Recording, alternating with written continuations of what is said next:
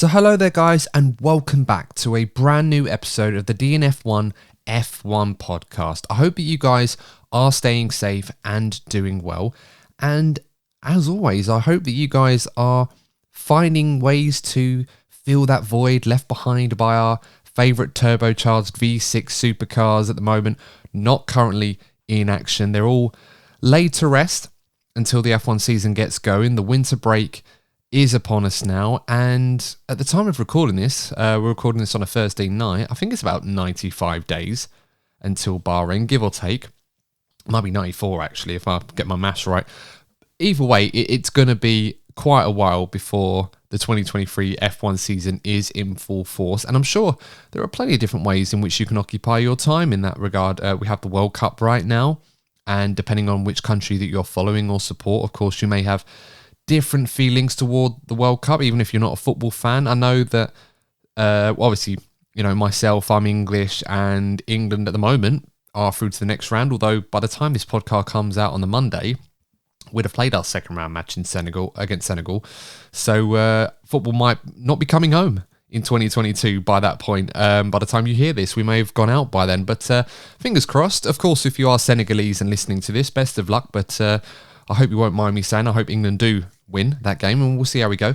One thing that was quite interesting I'd heard the other day from someone was that after the World Cup has finished, it's only about a month or so before we start seeing the new 2023 cars, which is kind of nice. Kind of makes the winter break feel a little bit shorter, although it's still a relatively long time. But until then, guys, we'll just have to make do without. One thing that we are going to do for this episode that I thought might be a bit fun is to talk about our 2022 predictions, do a bit of a reaction. We're going to be doing our season review next week. We were planning on doing it tonight. Unfortunately, we weren't able to get the whole team together, but we will be back next week to do our review of the 2022 season. Tonight, though, it's just going to be myself, and it's going to be Lee Wannington as well joining me. We're going to do a reaction and a review to some of the predictions that we made before the 2022 season. And one thing I must warn about some of these predictions, some of them probably aren't out there as much as some that I have seen, but they are going to be quite interesting to react to, bearing in mind that we actually did this back in January, I think. So before a wheel was turning testing, before the new regulations went live, before we had any inkling as to who was actually going to be at the front. And bearing in mind, this is a new set of regulations we were talking about at the time. So there was an element of randomization involved in some of these predictions before, of course, the hierarchy and the pecking order was well established for the season. So hopefully some of these predictions might be fun as well. And of course, if you haven't checked out our predictions video, I'll leave a card for that, just in case you wanted to check and see how we did. And perhaps you did some predictions yourself at the time, compare, see how you did, all in a little bit of fun. So without further ado, Lee joining us on the show as always. Lee, how you doing, mate? All good? Yeah, I'm good, thank you. There's, as you said, during the World Cup at the moment, let's get a bit of the sporting void filled. Just enjoying some good quality football. Because I can't watch any good. Well, I say the motorsport sport is fun to watch, but it's the breaking through most of the categories, so you can't get any good quality motorsport. So it's have to do something else. Yeah, I'm sure there's stuff out there if you look hard enough to find it. Yeah, probably is. So just haven't looked hard enough. I think we're going to need one of our loyal followers to hook us up with some decent racing, or as we discussed before, just carrying on with either F1 Manager or F1 2022 or any other motorsport games that we can get our hands on, really, to fill that void. Yeah, that's pretty much it. But or you go down the back catalogue of games and you go for the Formula One games from the 90s. You drive around as Jack Villeneuve and Williams and be like, oh, yay! Get those nice pixelated cars out. Yeah, we saw someone do this for Autosport, didn't they? They did an arcade style of F1 97 on the PS1, and they rendered in the 2022 cars. I must admit, it was kind of cool. Funny enough, you mentioned Jack Villeneuve. I remember reading a little while ago that he was testing a 2021 Alpine for some reason. I'm not quite sure what it was for, but it was kind of cool to see the 97 world champion have a go in an Alpine car. Don't think he was on the shortlist for any potential drivers at the time. This is when Alpine was sort of scrambling for someone to replace Fernando Alonso. Maybe he was on the shortlist and this was like a private test, but I think they made the right choice in going with Gasly. I mean, I like Jack Villeneuve, but probably past it by now, I'd imagine. Well, he's the last Williams champion, a world champion, so That's sad saying that from a team like Williams. Yeah, it's true. I mean, being a Ferrari fan, it's obviously a little bit depressing thinking about that, how long it's been since Ferrari's last title. And I think to myself, it could be worse. Could be Williams, really. They feel like they've been waiting an eternity. But I'm sure, hopefully someday, Williams will return to where they rightfully belong. We'll just have to wait and see when that happens. But just a quick reminder, guys, for those of you that are new to the DNF1 F1 podcast, just a quick reminder that we are the independent F1 podcast made by the fans and for the fans, as we bring you race reviews, special guest interviews, and all of the latest talking points, news, and gossip in the world of Formula One for your listening and viewing pleasure. And of course, if you want to support the channel, you can like this video if you're watching us on YouTube, subscribe to the channel, all that yada yada yada. Please help us if you can. That would really mean a lot to us. And of course, if you follow us on your favorite pod platform, you can give us a 5-star review if you think that we are worthy. We did get a 5-star review on Spotify since our last episode, and I would love to give a shout out on this episode to whoever it was that gave us that generous 5-star review. Unfortunately, you do need to let us know on our socials, and they're going to be left in the show notes in the description, and you'll see them if you're watching this on YouTube on the background screen that we have. So if that was you, please do get in touch and we'll give you a shout out on the next episode. If you do follow us on Apple Podcast or iTunes, if you like, you can leave us a 5-star review on there and we'll give you a shout out all the same. Pleasantries out of the way, Lee. Are you ready to react to some F1 2022 predictions, DNF1 style?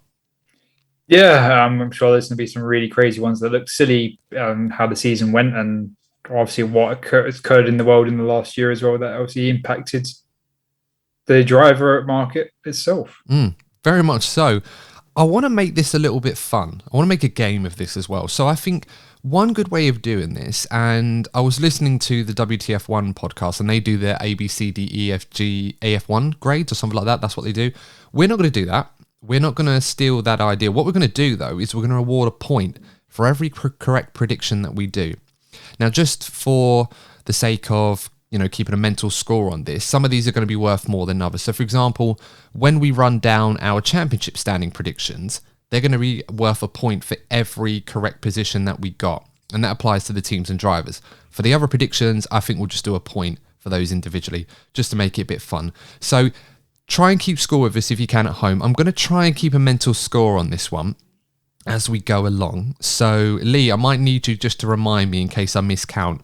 Okay. No pressure on me because, my day job as an accountant, I should be pretty good with numbers, but it's always nice to have someone to have your back every now and then to make sure that you don't mess up.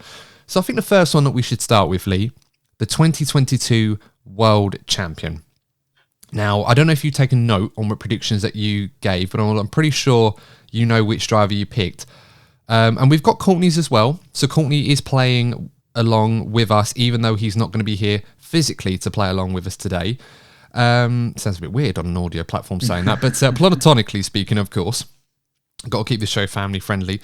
Lee, do you remember who you went with?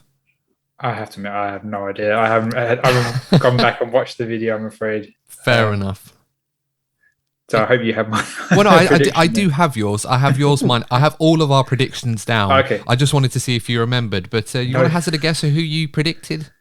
I would have guessed that I'd gone for Lewis, but that was probably miles off now. No, you did. You went for Sir Lewis Hamilton to win an 8th world title. Interestingly, so did Courtney. You won't be surprised to know. I almost had you there. I went with Max Verstappen to be world champion, and I didn't expect it to be as dominant as he was. I just had a feeling that he got his first one over the line, that he was going to be world champion again for a second time round and be a much more calmer, much more composed driver. I think to some degree there's an element of truth to that, but I think I'll only take the 1 point for a correct prediction. So nice and easy one to start us off with. 1 point for me for a correct prediction on Max Verstappen, and you and Courtney so far, nil point for anyone who watches Eurovision. Let's now make this a little bit more interesting. We're now going to run through our top 10 of our Drivers' Championship predictions. So what I'm going to do, Lee, is I suppose you probably aren't familiar with who you picked in your top 10. I've got the world champion. I don't remember that. I'm unfortunately not going to remember the top 10. Yeah, I think when we were talking about world champions, it was almost a bit like 50-50, wasn't it? Who we thought might be on the list. So what I'm going to do, I've got them all here. Don't worry. So for this one, for the benefit of anyone keeping score at home listening to this show, I'm going to be doing the top 10 for the drivers and the top 10 for the teams. We both, well, not both of us, we get a point for every correct position that we get in this one. So for the benefit of the standings, I'm going to read them all one at a time, and I'm going to tell you how many points we got right, because I did note this down. So we'll start with Courtney's one, nice and easy, seeing as he's not with us. He went P10, Pierre Gasly. 9th was Ricciardo. Alonso 8th. Norris 7th. Perez 6th. Carlos Sainz 5th. Verstappen 4th. Big surprise there. Charles Leclerc 3rd. George Russell 2nd. And Lewis Hamilton world champion. Courtney got 2 right on that one. He got Lando Norris, P7. Loves a P7, Lando Norris this season. And Carlos Sainz, yeah. Well done. So well done, Courtney. Got 2 points. Lee, do you want to hear your top 10? Yeah, go on then. Yeah, I'm going to have to ask Courtney about that P4 for Max Verstappen. I think that's why he's not here. I think he knew. I was going to ask him on that one because he very much lowballed Max. And so your top 10 was Alonso P10, Vettel 9th, Perez 8th, Ricciardo 7th, Charles Leclerc 6th, Lando Norris 5th, Max Verstappen 4th, Carlos Sainz 3rd, Russell 2nd, and Sir Lewis Hamilton 1st. You didn't get one right, unfortunately. Yeah. Max Verstappen P4, though, I've got to ask. I mean, wow, that's the first bold one, I suppose. Yeah, well, the thinking at the time was really didn't expect Mercedes to get it wrong. You think of the previous rule changes we've had. I think it's a 2017 rule change. They changed the rules slightly. And then obviously the 2014 rule change, Mercedes have got them both right. And obviously they didn't get this one right. So the time is obviously really thought Mercedes was going to come out of the block with the best car, which they didn't. Yeah, I mean, we kind of expected that. You know, every year goes by, Mercedes always have these issues in testing, the sandbagging, or they're spinning off the circuit, or they're struggling to get it together. I remember it 2019. We thought Ferrari were going to run away with it in the opening race, and in the second test that they had, Mercedes brought in this B-spec car, completely different to their first one. It was much more aerodynamically sophisticated and aggressive compared to their first one, and they absolutely smashed it, and Ferrari were completely nowhere in the opening races of the season. It was quite amazing. This time round, obviously that wasn't the case. And it surprised a lot of people. Mercedes had a dog of a car this year compared to what we were expecting. And that new concept that they brought out, we all thought it was revolutionary. I remember saying on the show that this had the potential to change the dynamic and change how Formula One cars will look going forward in terms of the size zero element to it. So it was a real surprise to all of us that it turned out Mercedes actually produced a dog of a car, quite comparatively to what we saw from Red Bull and Ferrari at least. I'll do my top 10. So I did Alonso P10, Ricciardo P9, Gasly 8th, Perez 7th, Lando Norris 6th, Russell 5th, Carlos Sainz 4th, Charles Leclerc 3rd, Sir Lewis Hamilton 2nd, and as we all know, Max Verstappen world champion. Max was the only one I got right. Courtney won that round. Yeah, so Courtney at this point, so Courtney's got 2. So far, just to do a subtotal. You've got 2 apiece. Yes, Courtney and I have got 2 each after all of that. You've got none so far, Lee. So we need you to try and redeem yourself a little bit. Don't worry, guys. We're going to do some bold surprise predictions later on. So that's where it's going to get quite fun and interesting to sort of react to. We'll do the Constructors' Championship predictions. First of all, Constructors' Champions. Lee, do you remember what you went for? Must have been Mercedes. You did. To be fair, all 3 of us picked Mercedes as Constructors' Champions this season, and we were all wrong. So no points for any of us on that one. Interesting top 10s, though. So just looking through at the moment. So P10, I'm going to do mine first. Got Alfa Romeo, P10, Haas P9, Williams P8, Alpine P7, Aston Martin P6, AlphaTauri P5, McLaren P4, Red Bull P3, Ferrari P2, Mercedes in P1. Ferrari's the only one I got right on that one. So 1 point for me. Any surprises in there, Lee, that you wanted to ask me about? I mean, I'm looking through the list. I'm thinking to myself, AlphaTauri is probably the surprise. Yeah, the AlphaTauri. I really hyped them up. Yeah, well, they had such a good season. Last year. And obviously, you talk about Mercedes having a dog car. AlphaTauri had an even worse car than. They did, just obviously from they've come the biggest drop in the championship standings, I believe, are the AlphaTauri between 21 and 22. Yeah, I mean, nobody expected them to fall so far. We all expected them to be potentially one of those dark horses that challenges the leaders on occasion, as they did in 2021, as it were. Weren't even close. It was terrible by comparison. We'll go through Courtney's top 10 next. P10 Haas, P9 Alfa Romeo that is, P8 Williams, P7 AlphaTauri, P6 Aston Martin, P5 Alpine, P4 McLaren, P3 Red Bull, P2 Ferrari, and P1 Mercedes. Again, the only correct answer Courtney got was Ferrari in that one. So this is where it gets interesting though, Lee, because we're going to do yours, and I think you did quite well on this one, so I'm going to read them out. P10 Alfa Romeo. So we all kind of lowballed Alfa on this one, but Courtney was a little bit closer to where they were.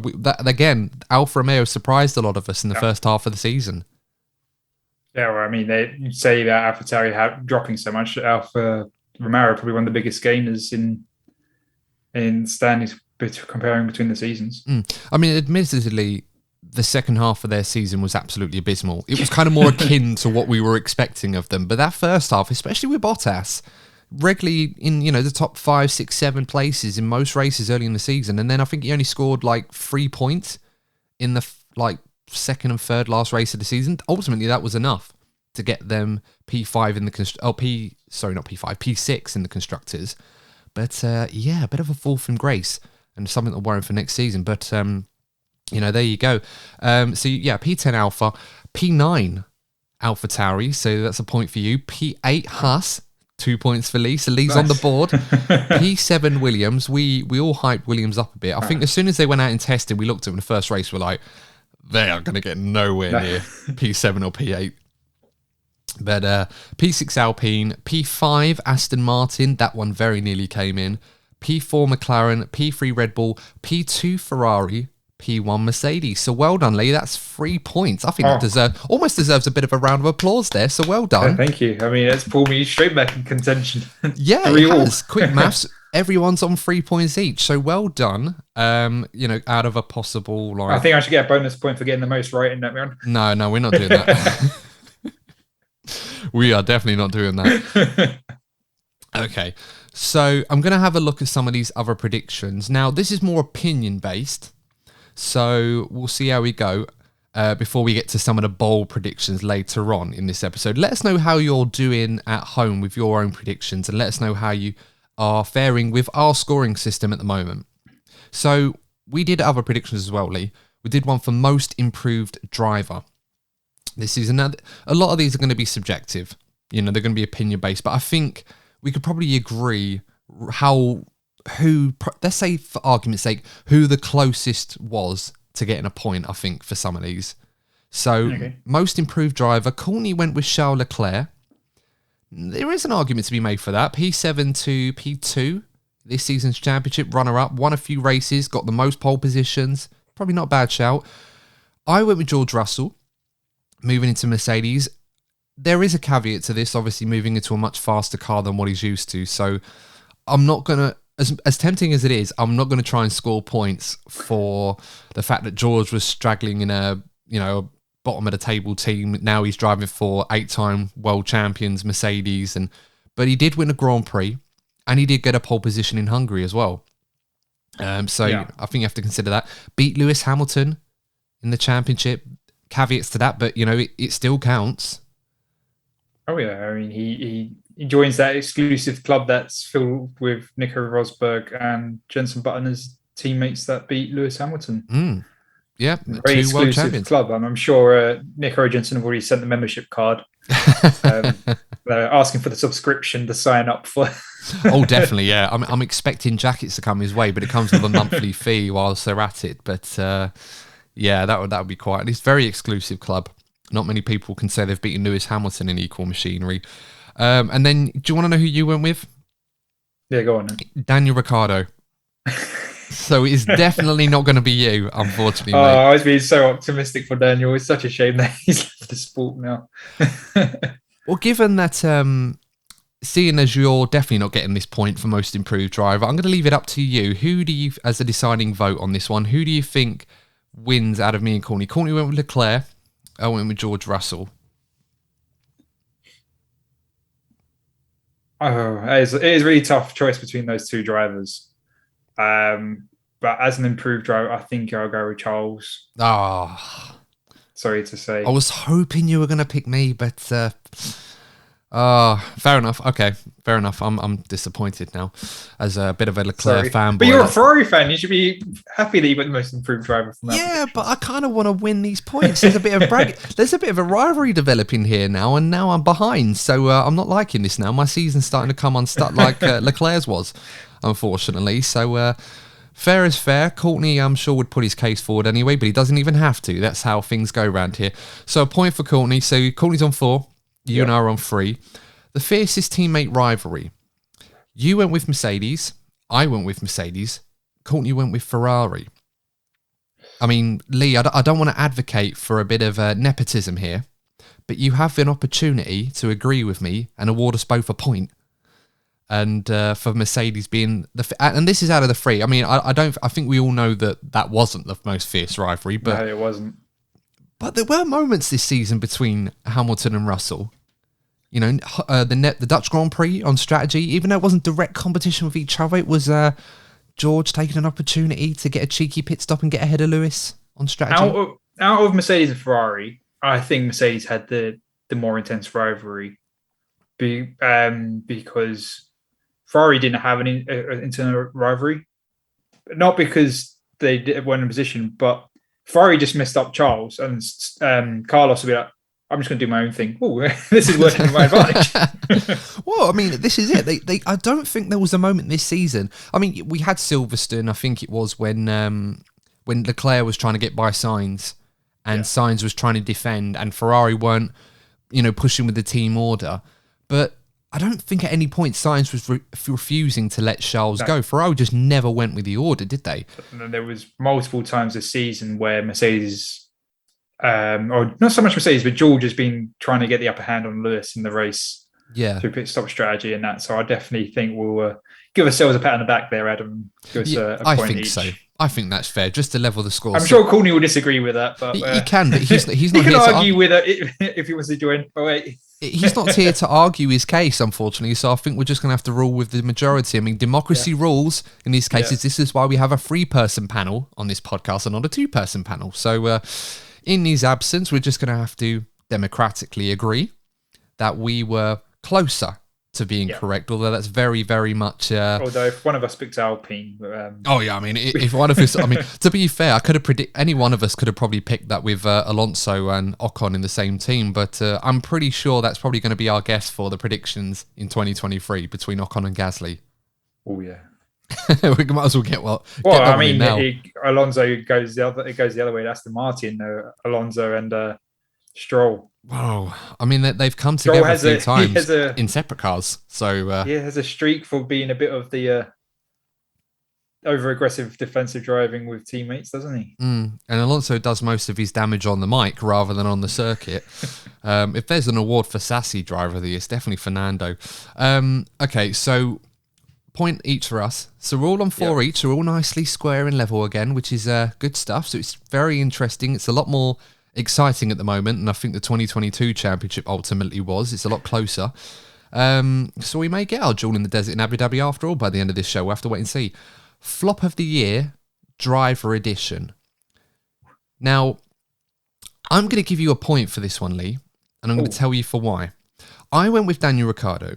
which I think a lot of people probably agree is a very fair shout. I think the only driver that probably did worse than him this season is Nicholas Latifi. And even then, you could argue that, respective of machinery, Daniel's flop was a bit worse than Latifi's was. Although there were a few instances like Latifi that we can talk about in our review. I'm not going to spoil it now because I feel like there's one in mind that I can think of that was hilariously legendary, and Go Tifi will always be loved for it. But I went with Ricciardo. Courtney went with Zhou Guanyu. Now, while Zhou Guanyu didn't score a lot of points, he only scored 6 this year, which wasn't great. He didn't have a bad season. He was the rookie of the year. Oh, yeah. Well, there you go. We didn't put a prediction for that because it was only one driver. So, or as we thought at the time.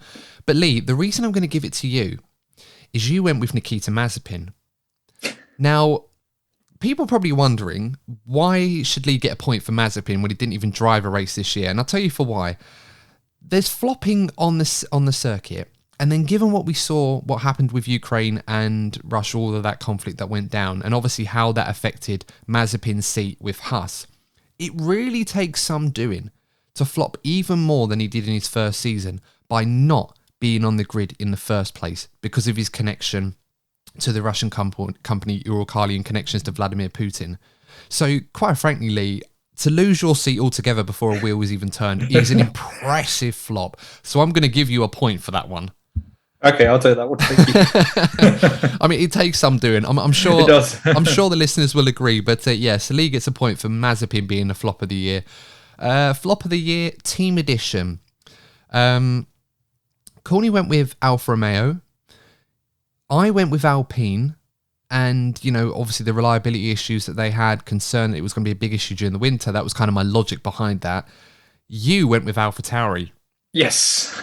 And this kind of ties in with your P9 for them. And I've got to say, Lee, well done, because I did not see this coming. I'm sure I remember watching this back when I was doing my research for our predictions, and I thought to myself, what is Lee doing here? Like, surely this is going to be good for AlphaTauri. They're going to be like midfield at best. They're not going to be languishing with Williams and Haas, and as it were, that's exactly what they were doing. So, yeah, well done, mate. That's a solid shout. Yeah, I'm really pleased with that one. You can quite clearly see. Yeah, I'm so pleased I picked AlphaTauri to flop. Really impressive stuff, honestly. So far, I believe you've got 6 points at this point. Courtney and I have 4 each. And I think that brings us nicely. Let us know how you're doing at the end of this in the comments section if you're listening to this on YouTube. If you're not, you can always go to the YouTube channel, DNF1 Official, or DNF1 on YouTube, and let us know in the comments section how you got on based on our scoring system with these categories in mind. So, let us know. And also, while you're there, don't forget to like and subscribe. Now we come to the bold predictions part, where it gets a little bit fun. Now, these predictions we made were some surprise ones, completely random, no agenda to them whatsoever. We just picked some things that we thought might happen during the year. Now, sadly, when I watched this, Lee, and it's probably my fault for not asking or prompting Courtney for any, but I don't think Courtney gave us any bold predictions. Oh. Which is a shame. If he did, and, you know, you check it, you know, you watch it back, guys. If Courtney did, let us know if he did give us any bold predictions, and if they were accurate, we'll add a point to his score in this one. So, at this point, Lee, Courtney's kind of out of the running on this one, I'm afraid. Sorry, mate. But yeah, kind of out of the running on this one. I do apologise. This scoring system, I didn't make the rules. Actually, no, I did. But still, there we go. So bold predictions. Now, you get a point for every bold prediction, and I think we have to kind of discuss and see how accurate that these were. So I'm going to start with one of mine. Sainz, Norris, and Russell will win their first race this season. Oof. That's not a bad one. 2 out of 3. No, that's not a bad. Do I get half a point for that one? Or would you be generous and give me the full one? I would say give you 2/3 of a point. Okay, we're going 2/3. Well, how does that work really? Because obviously F1 gives you 0.7. Is it 75% points, 50% points? You know, we're going on the F1 scoring system. Depends if it's raining outside. We get 2 laps in, of course. You get 0.66 recurring. Go on. Oh man, that is a separate. I know you serve half points before in F1. We still had them last year, didn't we? So yeah. One of mine, another one of mine didn't go through. Gasly will return to Red Bull in 2023. That didn't happen. No. I had quite a few on this one, so this might be a little bit lopsided and unfair, and I do apologise, but so, you know... Hey, you made the rules, so you obviously rigged it. Well, this is how it goes. I'm just changing it as I go. Shows how good I am at this. Verstappen, Leclerc and Hamilton will fight for the title in the final race. I mean, that's depressing. No. That's depressing. That would have been a great season if they were fighting for the title in the final. Yeah, I mean, we were a little bit greedy, weren't we? Hoping for something, especially after what we got in Abu Dhabi 2021, you know, minus the controversy, of course. I mean, if it was your first year watching Formula One, I've got to say, that would have been some year to get into the sport. Probably given the way it went down, it probably would have been your only year in the sport, because you probably would have turned your TV off and thought, well, forget this, this is how we're doing. I mean, look, at least I'm trying to follow the rules. If the FIA aren't, then, you know, that's fine. I'm trying to do one better than them on this one. So, you know, forgive me, guys. What other was it? I had another one. Mick Schumacher will score points in 2022. He scored points. Did he score points? He did, yeah. He scored points in Well, he got points in Silverstone, didn't he? So I can't remember how many points he got. I think he got like, what was it, 11, 12 points or something like that. So you got good points. Is that your one? Well, I'm not getting. I mean, if you're going to give me 12 points for that one, Lee, you no, can. that was 12 points. Was that your bold prediction? It's not really that bold, was it? It was kind of like a cheap one. Half a point for that one, I think, probably. Okay. Because that was, I'd say half a point. Also, because I had a few more than you as well. Let's see. So, what am I on now? So, I'm on 5.1777777 recurring or something like that.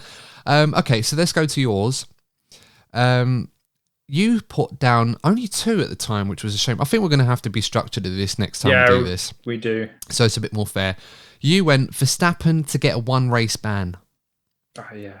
Wasn't a bad shout at the time. No, it wasn't. He was teetering in the same way Gasly is now. I think he was on like 10 points. Yeah, it was 2 points away from a 1 race ban. And considering a minor infraction these days slap you with at least 2 or 3 penalty points, it quite easy could have got that race ban, speed in the pit lane. Bam, there you go. Yeah, I mean, Max was a very good boy this year, relatively speaking. But that's what I mean. He didn't have to drive in the manner that he acquired the points last year. Just there was no one anywhere near him half the time, was there? I know, but I meant the speeding in the pit lane would have got him a race ban if he. So just a simple mistake like that would have got him a race ban. So there was a very sensible shot. It just shows, you know, every one of our favourite drivers can behave and be very, very good drivers when they want to be. You know, and then sometimes they might accrue loads of points in one go for one reason or another. So I don't think we can give any points for that one, Lee. Nope. As good a shout as that seemed at the time, you're probably sitting there watching the Brazilian Grand Prix earlier towards the end of the season after that collision between Max and Lewis and thinking to yourself, oh, why has he got a clean slate now? I don't think he has a clean slate at this point. I think he's quite close. I think only Sainz and Hamilton have a clean slate. So, another prediction that you made, which unfortunately for the same reason is completely wide of the mark, Mazepin Sr. will buy into the Haas team. Probably would have come true if it wasn't for the Ukraine-Russia conflict intensifying. Yeah. Well, they were definitely... Well, he was definitely interested, and I'm sure Gene Haas would have liked the financial assistance of running the team. But yeah, can't award a point for that one as a flop. Yeah, no, I've got to put that one down as a flop, I'm afraid, Lee. So no points. So what we on? Still 6. 6 points for you, 4 points for Courtney, 5.16777, whatever you want, 5 and a third point. So we're coming up to the last one for me, and I'll save this one for last for a reason, Lee, because this is an absolutely brilliant one. Now, for those of you that haven't checked out our predictions video for 2022 earlier this year, I want to timestamp this because this is a really good one. Now, obviously, you don't have to go and check it back. I'm going to show you the clip to show you this prediction, and it's a really, really good one. So if you obviously want to check it out on the video itself, just for proof, the timestamp here is, I think, 1 hour, 4 minutes and 22 seconds. But of course, I'm going to show you right now so you can react to it in real time. My final one, before we get into Courtney's couple of questions that he's prepared for us to round this off, I think, sadly, that this will be Sebastian Vettel's final season in Formula One. And in addition to that, I think he'll be replaced by Fernando Alonso at Aston Martin for 2023. I mean, you've got to give me props for that one, Lee. That is one hell of a shout. Yes, that was. And is that worthy of a point, begrudgingly? I mean, that's a prediction. Yeah, that's a point. You got that one.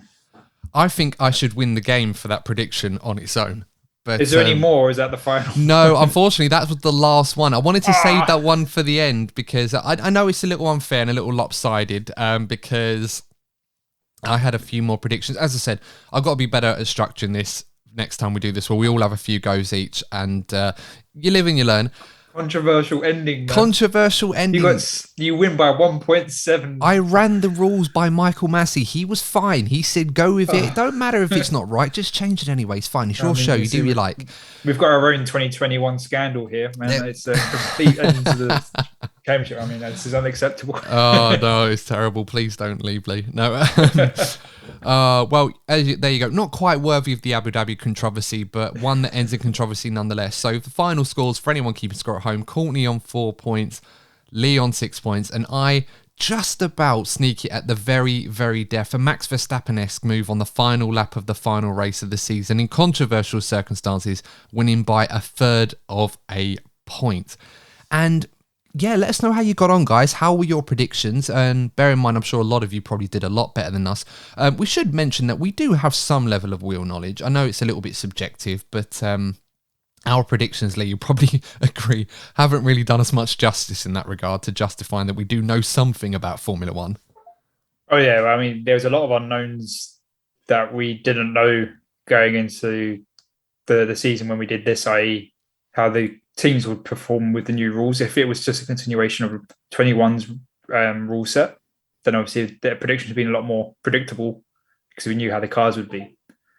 And also we didn't know Putin was going to do his special military operation, which impacted the driver market itself and rings and roundabouts on that.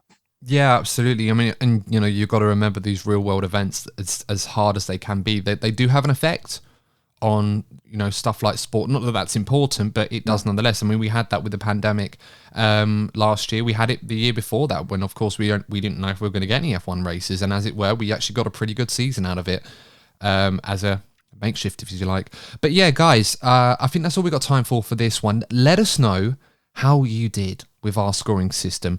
I'm sure someone out there got more points than 6 and a third.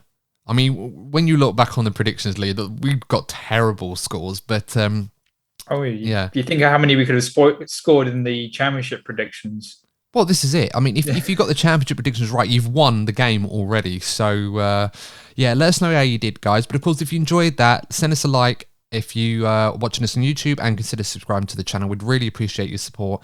And as always, if you give us a 5-star review on your favorite podcasting platform, we will give you a shout out on the next show. Just remember, if it's not Apple Podcast and you can't leave us a written review so we can see who's actually sent it and who's given it to us, do let us know on our socials. We've left them in the show notes, and if you're watching this on YouTube, you will see them on your background anyway.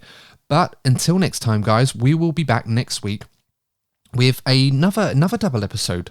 Next week we've got a very special guest interview where we're going to be previewing what's coming for 2023 in terms of F1 tech and the F1 aero stuff. I've got a brilliant guest lined up for that one, so you're definitely going to want to check that one out, and I believe that's going to be our 200th episode as well, so that's going to be very exciting.